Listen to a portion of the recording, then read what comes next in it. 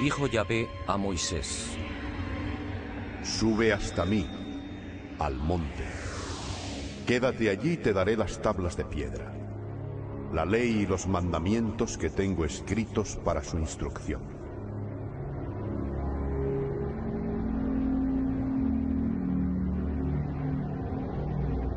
Y subió Moisés al monte, y la nube cubrió el monte. La gloria de Yahvé descansó sobre el Sinaí, y la nube lo cubrió por 6 días. Moisés entró dentro de la nube, y permaneció en el monte 40 días y 40 noches.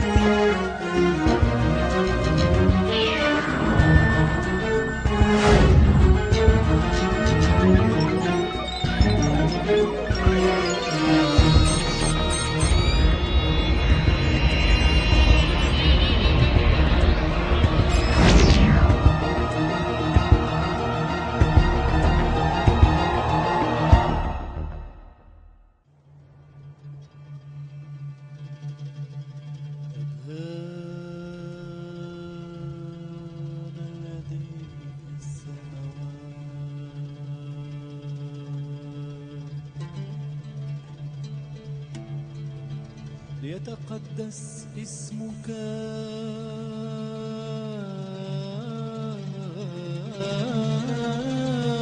لتكن مشيئتك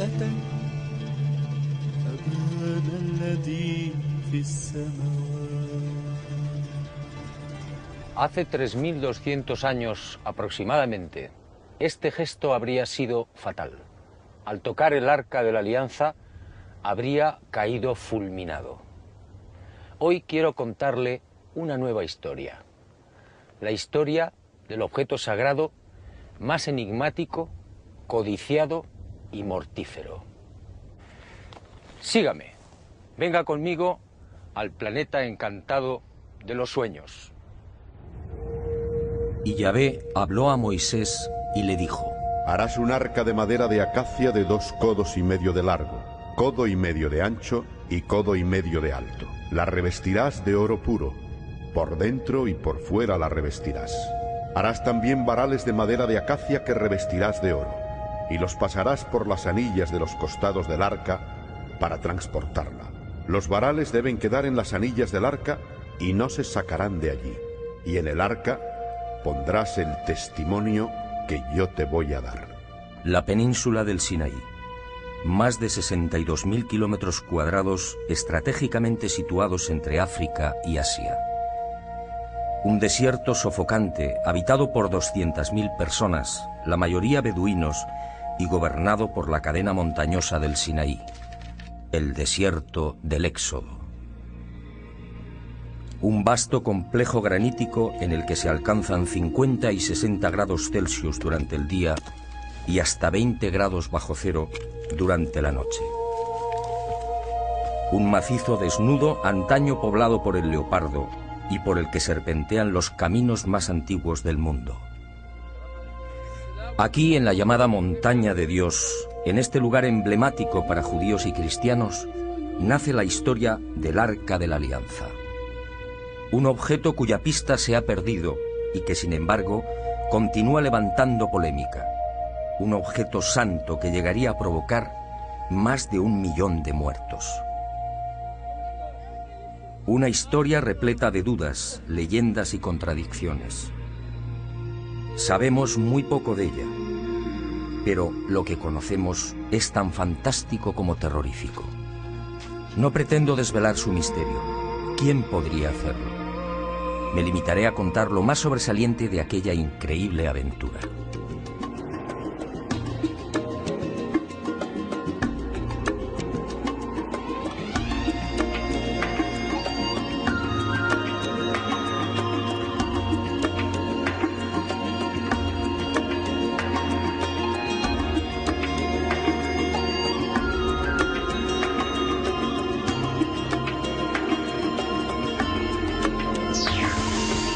Tras sacar al pueblo hebreo de Egipto, Moisés lo conduce por el desierto. En las cercanías del Sinaí, Besalel y sus artesanos construyen el arca. Y Moisés guarda en ella los 10 mandamientos, las tablas de piedra de la ley. Y empiezan los prodigios.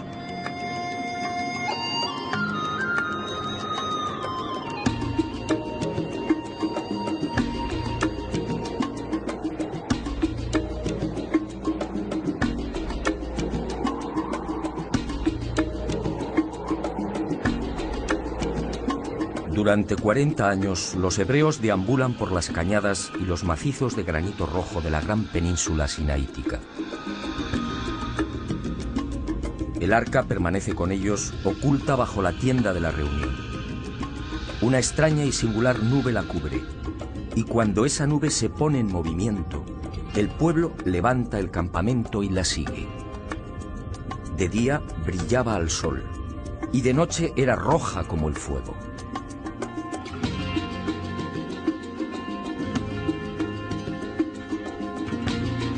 Y el arca, asegura la tradición rabínica, tenía incluso la virtud de volar. Y así lo hacía cuando Moisés lo solicitaba.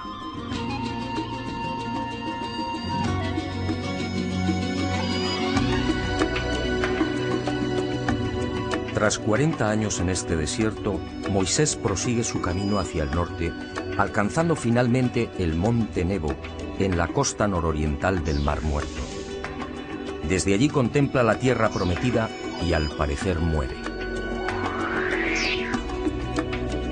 Contaba 120 años de edad. Hasta el día de hoy, nadie sabe dónde fue sepultado.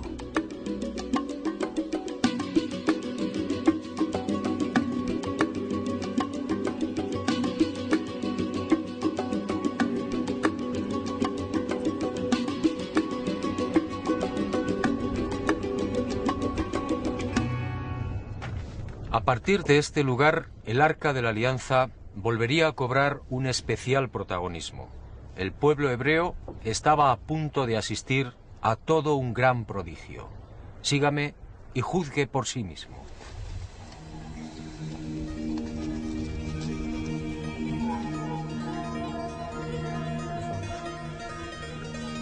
Josué, el nuevo caudillo, escuchó la voz de Yahvé y siguiendo sus órdenes condujo al pueblo hasta las orillas del Jordán.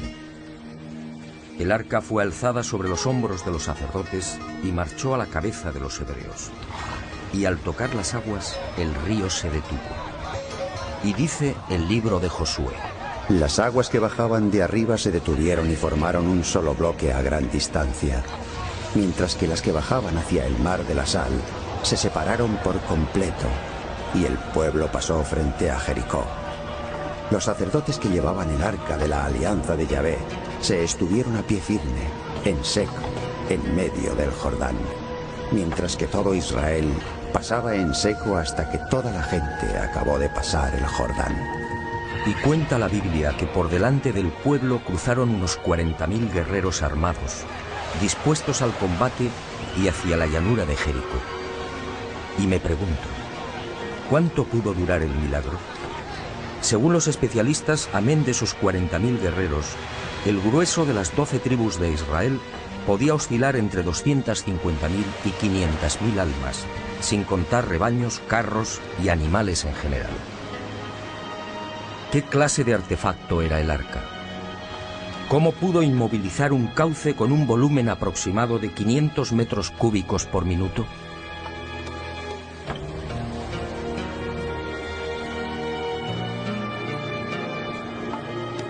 Algunos exégetas tratan de explicar el prodigio, afirmando que el corte de las aguas fue provocado por un seísmo que taponó el río con los bloques de marga existentes en la zona de Adam.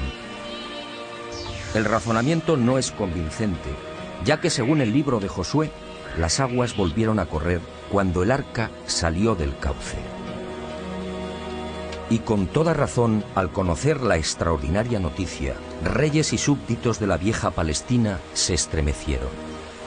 Y Yahvé consiguió un doble efecto: impresionar una vez más a su pueblo y minar la moral de los cananeos, los legítimos propietarios de una tierra que estaba a punto de ser expoliada.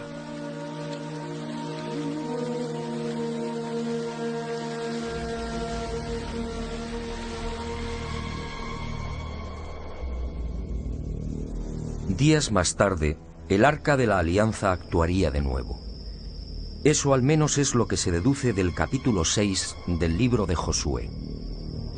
Yahvé volvió a dirigirse a Josué y le dijo: Mira, yo pongo en tus manos a Jericó y a su rey.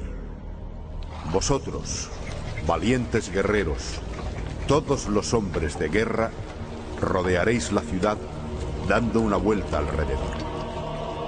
Así harás durante 6 días. 7 sacerdotes llevarán las 7 trompetas de cuerno de carnero delante del arca. El 7º día daréis la vuelta a la ciudad 7 veces y los sacerdotes tocarán las trompetas. Cuando el cuerno de carnero suene, cuando oigáis la voz de la trompeta, todo el mundo prorrumpirá en un gran clamoreo, y el muro de la ciudad se vendrá abajo, y el pueblo se lanzará al asalto.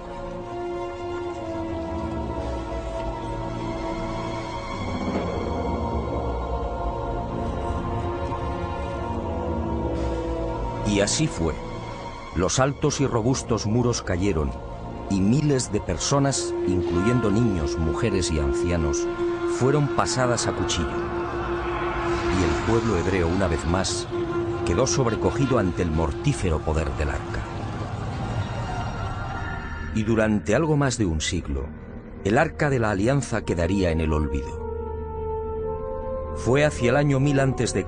cuando la misteriosa caja de madera y oro entra de nuevo en escena. ¿Y de qué forma? Los filisteos, el mítico pueblo llegado del mar y que en aquel tiempo ocupaba las costas de Israel, desafiaron al rey David. Las batallas se sucedieron y en una de ellas, ante la gravedad de la situación, los hebreos, recordando las antiguas hazañas del arca, optaron por sacarla del santuario de Siloé, donde había permanecido largo tiempo. Esta vez, sin embargo, los designios de Yahvé eran otros. El ejército israelita fue derrotado y, ante el asombro de todos, la temida arca cayó en poder de los filisteos. Y el pueblo hebreo vivió uno de los momentos más trágicos de su historia. Pero el arca no había perdido su poder, y los filisteos supieron de su fuerza destructiva. Las ciudades de Asdod, Gat y Ecrón resultarían asoladas por sendas plagas de ratas y tumores. 7 meses duró la tragedia, y los filisteos, comprendiendo, tomaron la decisión de deshacerse del arca. La colocaron sobre un carro y los bueyes, sin conductor, tiraron de ella.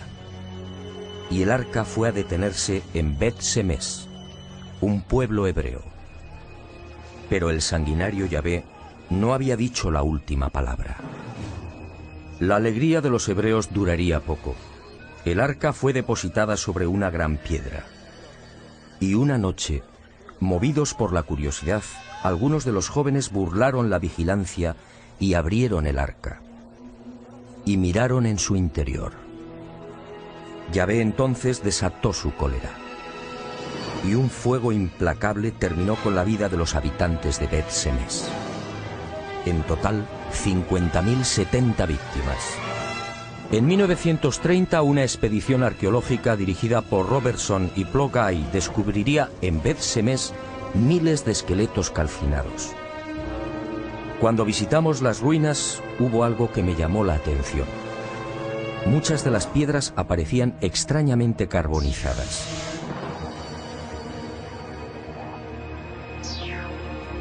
Los escasos supervivientes de Bet-Semes, al igual que sucediera con los filisteos, no consintieron que el arca siguiera en sus tierras. Y fue trasladada a las colinas de Kirjat Yarim. Hasta que un día, hacia el año 928 a.C., el joven rey David decidió designar a Jerusalén como la capital de Judá. Y quiso que el Arca de la Alianza estuviera presente en la recién estrenada capital del reino. y las desgracias siguieron acompañando al arca. Esta vez ocurrió en el traslado desde las colinas de Kiriat Yarim. A un lado vigilante caminaba Usá, uno de los hebreos que la había guardado durante esos 20 años. De pronto, al llegar a la era de Nacón, lo accidentado del terreno puso en peligro la estabilidad de la carreta y del arca. Y Usá, tratando de evitar el vuelco, extendió la mano sujetándola. El libro segundo de Samuel es contundente.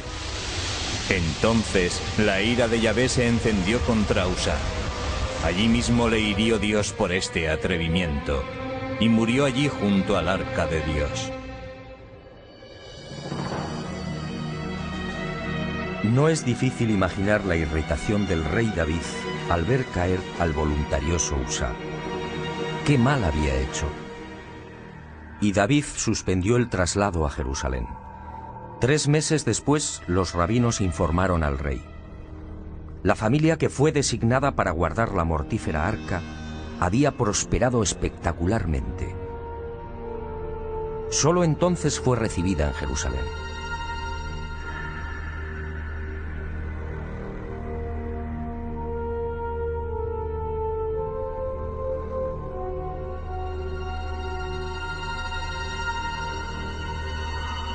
Y ahí comienza la última y decisiva etapa del Arca de la Alianza, la más oscura y enigmática. A David le sucedió su segundo hijo, el no menos mítico Salomón. Corría el año 961 a.C. El arca seguía oculta bajo una tienda. Solo el sumo sacerdote podía llegar hasta ella, y una vez al año, y siempre envuelto en una nube de incienso. Y cuentan las crónicas que Salomón fue bendecido por el arca. Compuso 1000 cánticos y fue el autor de 3000 proverbios. Hablaba con los árboles, con los peces, con las aves y con las bestias. Y su poder sobre la naturaleza fue tal que el nombre de Salomón sería utilizado como talismán. Pero la sabiduría no fue la única bendición. Salomón ingresaba cada año 666 talentos de oro, es decir, algo más de 9 millones de dólares. Su flota y comercio se extendieron en todas direcciones, llegando incluso a las remotas tierras de la India y China. Y agradecido, construyó para el arca un lujoso y deslumbrante templo, el primer templo de Israel. Una vez terminado, Yahvé se apareció a Salomón haciéndole una clara y trascendental advertencia. Si seguía sus mandatos y preceptos, todo iría bien. Pero si él o sus hijos volvían el rostro hacia otros dioses, aquel templo sería destruido, e Israel quedaría como escarnio de todos los pueblos.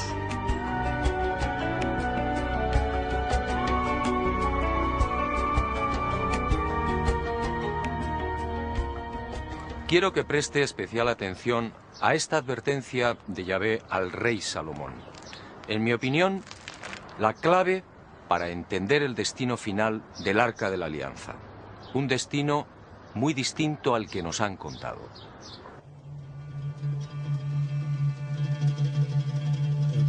Fue durante la construcción del templo cuando Salomón solicitó ayuda a los grandes mercaderes del mundo conocido. Tamrín fue uno de ellos, y acudió a la llamada del gran rey con un importante cargamento de zafiros, ébano e incienso. Tamrín contempló la obra de Salomón y quedó impresionado. Y al regresar, trasladó a su reina las singulares dotes y el poder que adornaban a Salomón. Esa reina era Maqueda, la bella etíope que gobernaba el reino de Saba.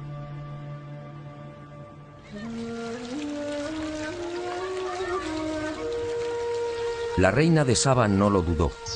Su país era rico en especias y resinas aromáticas como el incienso y la mirra, y quiso fortalecer las relaciones comerciales con el poderoso vecino del norte. Esa en realidad fue la razón principal que movió a la joven virgen a viajar hasta Jerusalén. Un viaje de 2.500 kilómetros. Un dato que dice mucho sobre el coraje y la fuerte personalidad de la reina de Saba. Maqueda también quedó deslumbrada. Y esa misma leyenda tomada de la Gloria de los Reyes, el libro que narra la épica nacional etíope, nos dice que al final de su estancia en Jerusalén, Maqueda fue seducida por el mujeriego Salomón. Y Maqueda parte hacia Saba sin saber que está embarazada. Antes de abandonar Jerusalén, Salomón le hace entrega de un anillo y le dice: si tuvieras un hijo mío, envíamelo. Si porta este anillo, sabré que yo soy su padre. El niño creció y al llegar a los 18 años, Maqueda lo envía ante Salomón. Y Salomón le da un nuevo nombre, David, en memoria de su abuelo. Y llega el día de la despedida. Salomón decide que el hijo de Maqueda sea escoltado hasta Saba por 1 millar de jóvenes, hijos de los principales dignatarios de Israel. La orden de Salomón no gusta a los israelitas, y según la leyenda etíope, sucede un hecho desconcertante. Uno de los jóvenes elegido para acompañar al hijo de la reina de Saba maquina un plan para vengarse de Salomón. El tal Azarías, hijo de Sadoc, el sumo sacerdote, se las ingenia para robar el arca de la alianza, dejando en su lugar una réplica. Y la comitiva se pone en marcha. Pero algo extraño sucede. Y según el libro sagrado de los etíopes, según reza en la Gloria de los Reyes, el poder del arca cubrió de nuevo a los caminantes. Sin saber cómo, hombres y carretas fueron elevados en el aire y transportados así hasta el vecino Egipto. Y planeando como el águila sobre el viento, la expedición gana las orillas del Nilo en un solo día. Un trayecto que exigía 13 jornadas. A su paso por Egipto, los ídolos son derribados.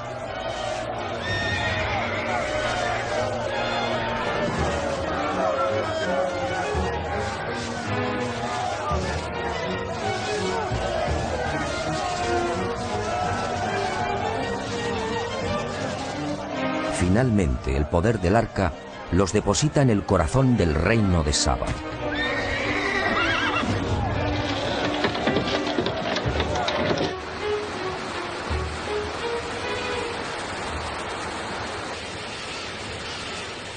El mítico reino de Saba, un próspero territorio que abarcaba parte del actual Yemen y Etiopía.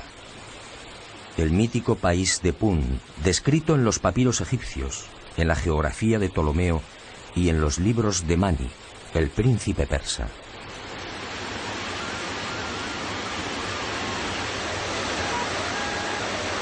El rico paraje del que partían el incienso, las especias, el oro rojo y las maderas sagradas.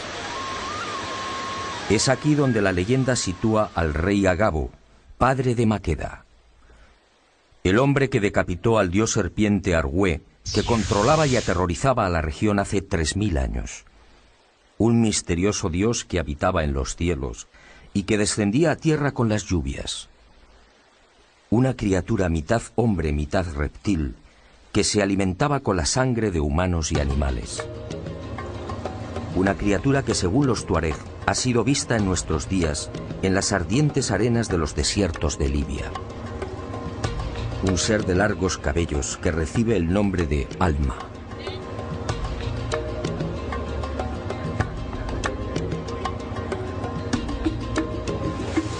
Los cristianos etíopes se aferran a la leyenda y aseguran que el arca, una vez en el reino de Saba, fue escondida en un viejo monasterio en la orilla oriental del lago Tana.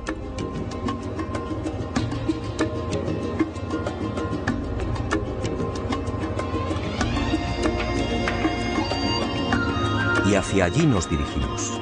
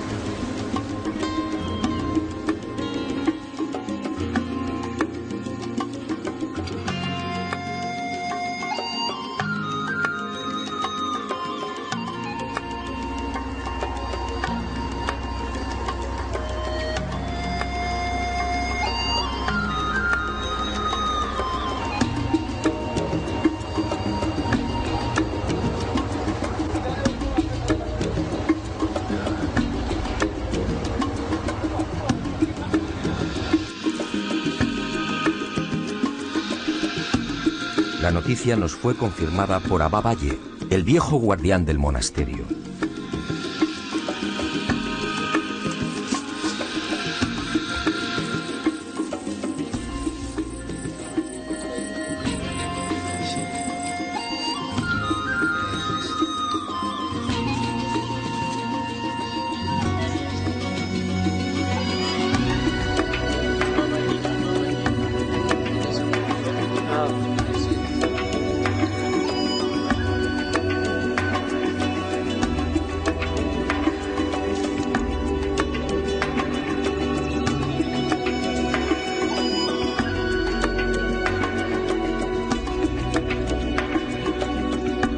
Y aquí permaneció durante 1100 años hasta que el rey Ezanas se convirtió al cristianismo en el 303 de nuestra era.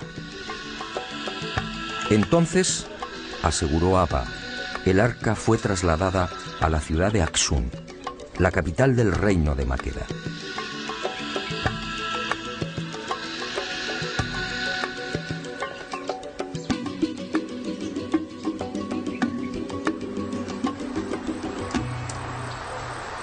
Hoy muy pocos dan crédito a la visión del arca volando sobre Israel y Egipto. Es casi seguro que se trata de una leyenda, una bella e imposible leyenda. Pero aquí en Etiopía, en el lago Tana, los cristianos consideran este tema todo un dogma, un asunto de fe. Sígame y juzgue por sí mismo.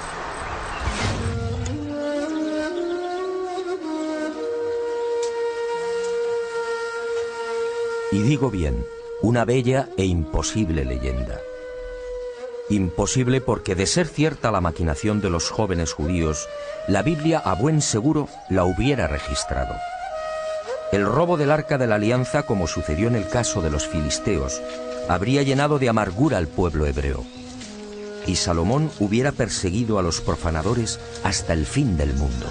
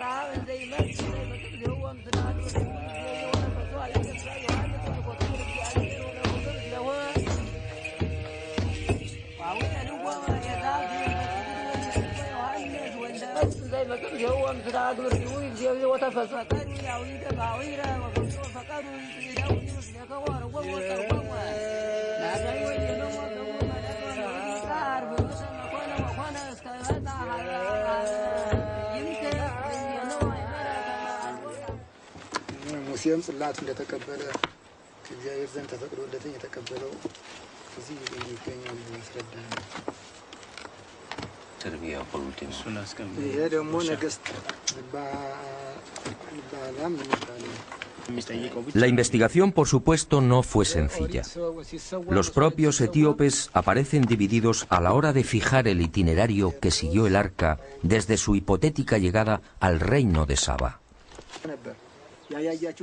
Para algunos, la joven reina Maqueda, al recibir a su hijo y a los 1000 dignatarios judíos, eligió una fortaleza que llevaba su nombre para guardar y custodiar el preciado tesoro. Ese lugar era conocido como Dabra Maqueda, y la reina, según la gloria de los reyes, protegió el arca con 300 soldados.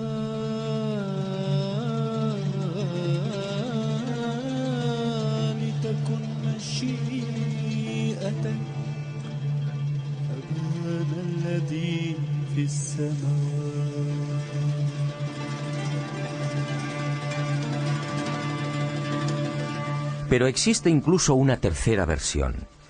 Para otros etíopes, nada más pisar Saba, el Arca de la Alianza fue trasladada a las montañas de Tigré, en la frontera con la actual Eritrea. Y allí en una ermita excavada en las paredes rocosas del monte Fashi, permanecería hasta el siglo IV de nuestra era, cuando el citado rey Ezanas la condujo a la capital del reino, Axum.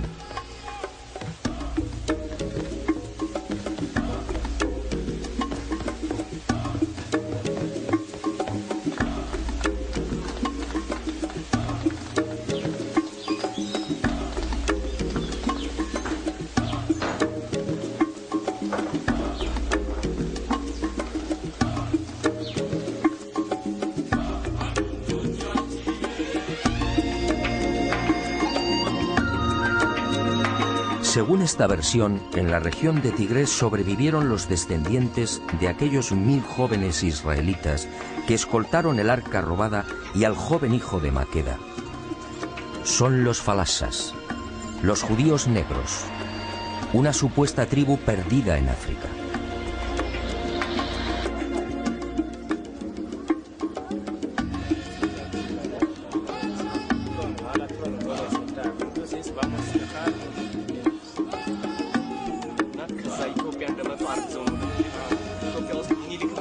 Unos etíopes que conservan buena parte del ritual y de los preceptos de Moisés.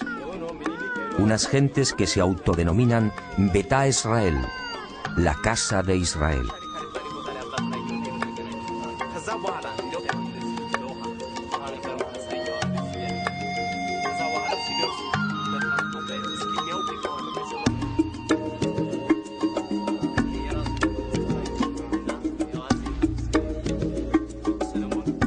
Pueblo que acepta y cree en el traslado del arca hasta Saba.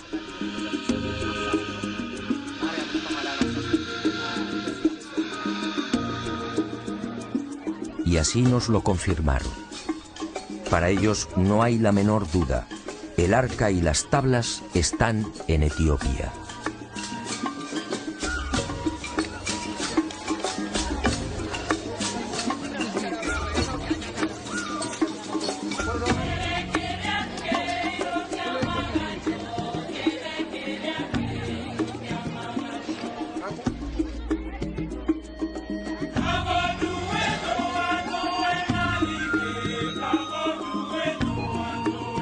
Y nuestra búsqueda prosiguió, aunque como era de prever, con escaso éxito. En 1531 la supuesta arca cambia nuevamente de emplazamiento. Las tropas musulmanas de Ibrahim, alias el Zurdo, atacan Axum y los etíopes cristianos la sacan de la ciudad, escondiéndola en la pequeña isla de Tulo Gugo, en el lago Ziguay.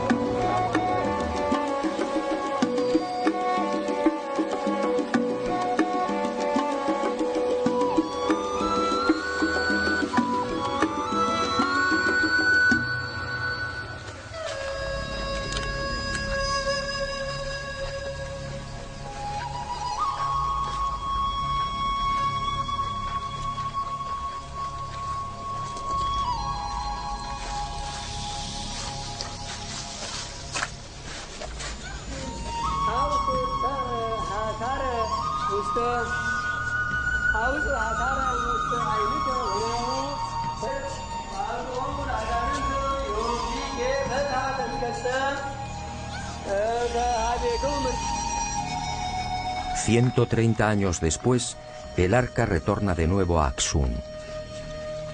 Y allí continúa según los etíopes.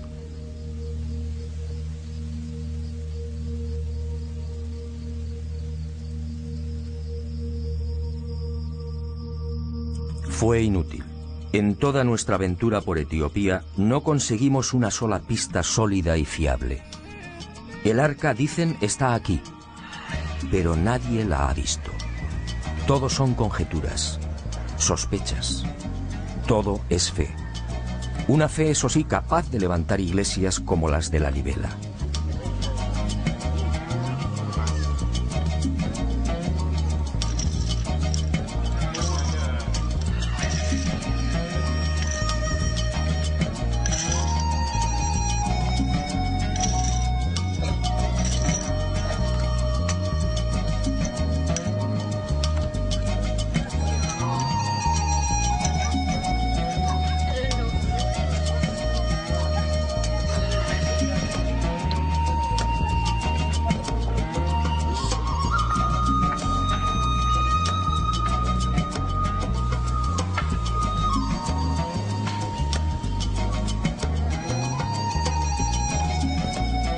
La Libela, otra ciudad santa para la fe etíope. Sus 12 iglesias excavadas en la toba volcánica hace 800 años son otras tantas oraciones en piedra. La tradición asegura que fueron talladas por el emperador Lalibela después de un viaje milagroso por el aire hasta Jerusalén. Por eso rezar, vivir o morir en Lalibela es todo un seguro de salvación. Lalibela para los etíopes cristianos es la segunda Jerusalén. Así lo acreditan nombres como Betania, Gólgota, Río Jordán o Monte de los Olivos.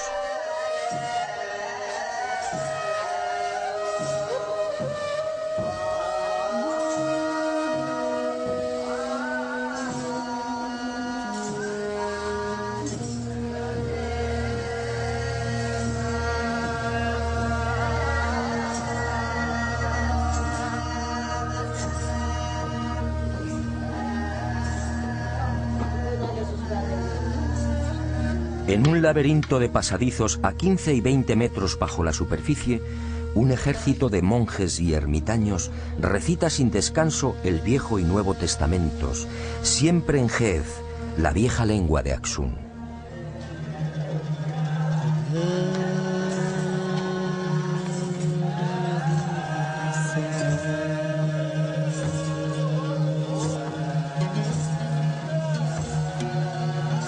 ليتقدس اسمك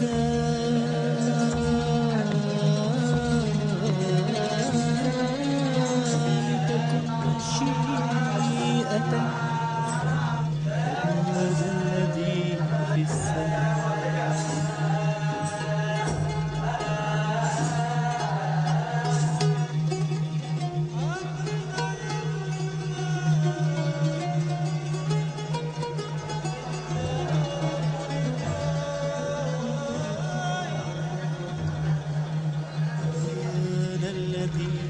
Y ha sido justamente esa fe la que ha mantenido a Etiopía frente al hambre, las guerras y la desolación.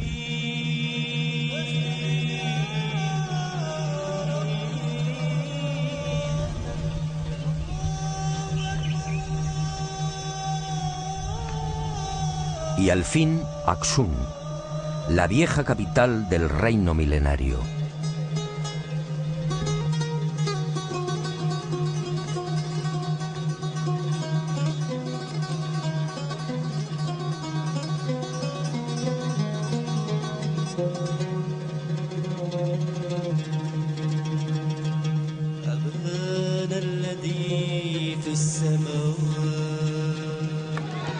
En la actualidad, Axum es un lugar tranquilo y agrícola, sin casi memoria de su antiguo esplendor.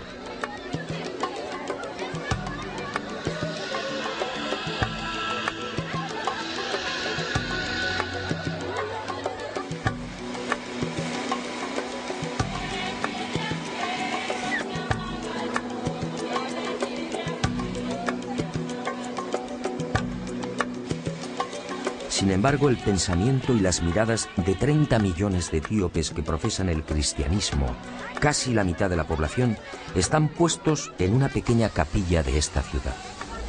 Santa María de Sion, el templo más sagrado y en el que, según la tradición, se guarda el Arca de la Alianza.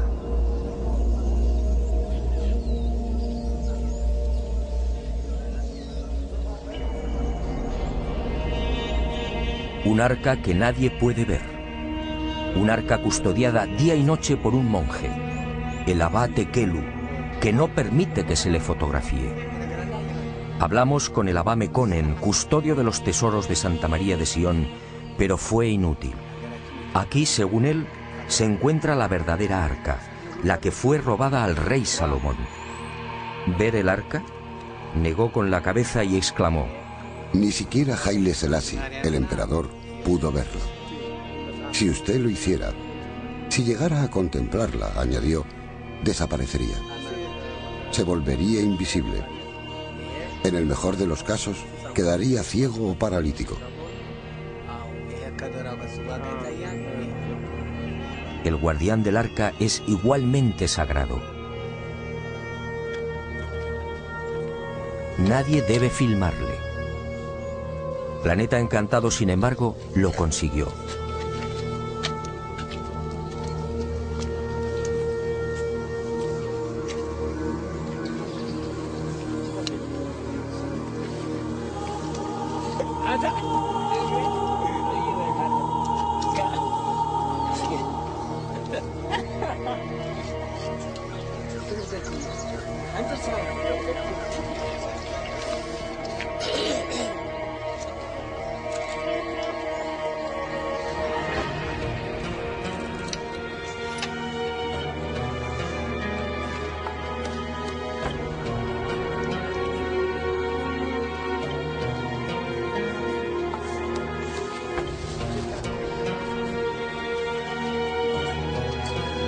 Y después de 3 días de paciente espera, nuestras cámaras lograron sorprenderlo junto a la reja que cierra el pequeño santuario.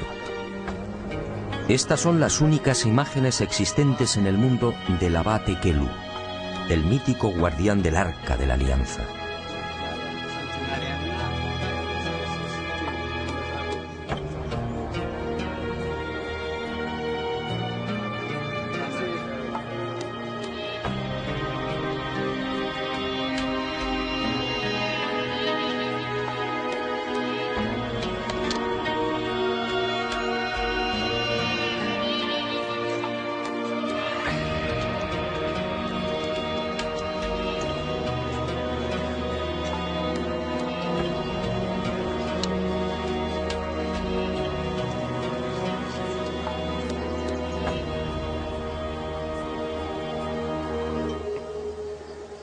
Es preciso ser sincero.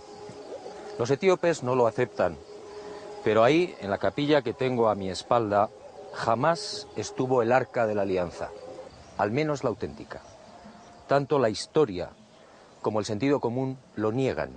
Se trataría, en todo caso, de un bello sueño, un deseo imposible. Insistir no tenía sentido. Abate Kelu es un hombre especialmente entrenado para este tipo de visitas y preguntas. Tiene 74 años y lleva 4 como guardián del arca. Y así continuará hasta el día de su muerte. Jamás se aleja de la capilla. Hacerlo sería el peor de los sacrilegios. Abate Kelu es el único mortal que puede ver el arca. Y fue a lo largo de la investigación cuando descubrí algo que aclaró mis ideas en esta oscura y delicada historia. La fe de los etíopes en el arca y en el hecho de que fue robada y trasladada al reino de Saba se sustenta en un libro, el ya referido Kebra Nagás, o la gloria de los reyes. Lo que no saben o no quieren saber los cristianos etíopes es que esa épica nacional fue adulterada intencionadamente. Todos los historiadores coinciden. El libro en cuestión fue armado por un tal Yesak, un monje del siglo XIV. Se hizo eco de las leyendas y escritos que rodaban sobre la visita de Maqueda a Jerusalén y falseó la realidad, fundamentando así el supuesto origen sagrado de los emperadores etíopes. Un linaje nacido del mismísimo Salomón. Un linaje justificado por la sangre, por la unción de Salomón al hijo de Maqueda y por la presencia en Etiopía del Arca de la Alianza. De esta forma la nación etíope aparecía como la legítima heredera de Israel. Yesak falseó los hechos. La reina de Saba visitó a Salomón. Eso es correcto. y es posible que tuviera un hijo con el gran rey hebreo. Y es verosímil incluso que ese hijo se trasladara a Jerusalén y que fuera educado en los preceptos de Yahvé, regresando a Saba con una nutrida escolta judía. Lo que no es creíble es que 4 jovencitos pudieran penetrar en el Sancta Sanctorum del templo y robar el arca. En aquel tiempo, de los 18.000 sacerdotes y levitas que atendían el culto, alrededor de 300 permanecían permanentemente en el interior del templo, sin contar el servicio de vigilancia exterior. Nadie, judío o gentil, hubiera podido llegar siquiera a las escalinatas que conducían al Santo de los Santos. ¿Qué fue entonces lo que pudo suceder? Cabe la posibilidad de que Salomón obsequiara al hijo de Maqueda con una copia del arca. Y esa réplica, en efecto, llegó a Saba. Eso fue todo.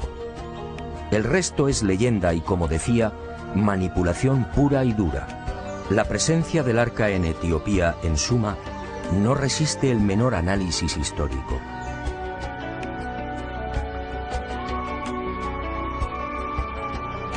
Pero el invento etíope termina de venirse abajo cuando la Biblia vuelve a mencionar el arca casi 400 años después de la muerte de Salomón.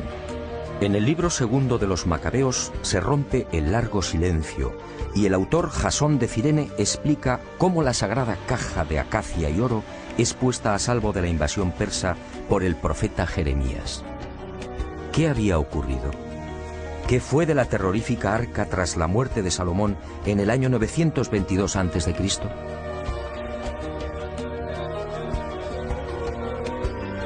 Son varias las hipótesis, aunque la clave para mí hay que buscarla en la ya referida y trascendental advertencia de Yahvé a Salomón. Si vosotros y vuestros hijos os volvéis de detrás de mí y no guardáis los mandamientos, yo arrancaré a Israel de la superficie de la tierra. Y el mujeriego Salomón olvidó las palabras de Yahvé. Y cuenta el libro primero de los Reyes que, llegada a la ancianidad, el sabio y poderoso rey se dejó tentar por sus mujeres, adorando a los ídolos y construyendo incluso un altar a Quemos, una de las divinidades de Moab. Y el implacable Yahvé cumplió su amenaza. Tras la muerte de Salomón todo fue confusión, guerras y dolor. Una situación caótica que culminaría con el asedio de Jerusalén por las tropas de Nabucodonosor II en la primavera del 587 a.C. La ciudad santa fue tomada y el templo arrasado, y 830 familias judías fueron deportadas a Babilonia. Y surge la gran pregunta: si la terrorífica Arca de la Alianza había sido utilizada a lo largo de la historia para combatir a los enemigos de Israel, ¿por qué no fue empleada contra la invasión persa?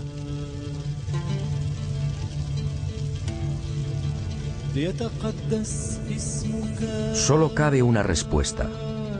El arca no estaba en el Santo de los Santos. Alguien muy oportunamente se la había llevado.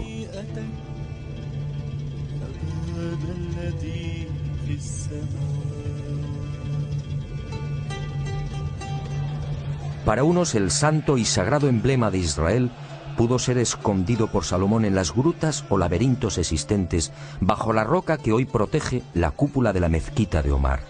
Para otros expertos, basándose en el mencionado libro segundo de los Macabeos, fue Jeremías quien, tras recibir una revelación divina, entra en el templo y conduce el arca hasta el monte Nebo, escondiéndola en una gruta y evitando así que cayera en manos de los persas. ¿Sigue oculta en las entrañas del monte Nebo? ¿La devolvió Jeremías o sus sucesores a la ciudad de Jerusalén? Si fue así, ¿la ocultaron de nuevo bajo la gran roca? Esta es la tesis defendida hoy por buena parte de los sabios y rabinos judíos. Y esta justamente la razón más importante y secreta por la que Jerusalén jamás será devuelta a los palestinos. Y usted se preguntará con razón: ¿sigue el arca en este lugar después de 2500 años? Permítame que le lea un breve pasaje del libro de Ezequiel, capítulo 20, versículos 18 y 19. Dice así: La gloria de Yahvé salió de sobre el umbral de la casa y se posó sobre los querubines. Los querubines desplegaron sus alas y se elevaron del suelo ante mis ojos, y las ruedas con ellos. No será como dice el profeta Ezequiel, que la terrorífica arca fue sacada del templo por el propio Yahvé. No será que la misteriosa caja de madera y oro abandonó la tierra hace 2500 años. ¿No será que el arca, como Yahvé, solo son un recuerdo al que se aferran las religiones y los fanáticos? ¿No será que el tiempo del sanguinario Yahvé ha pasado?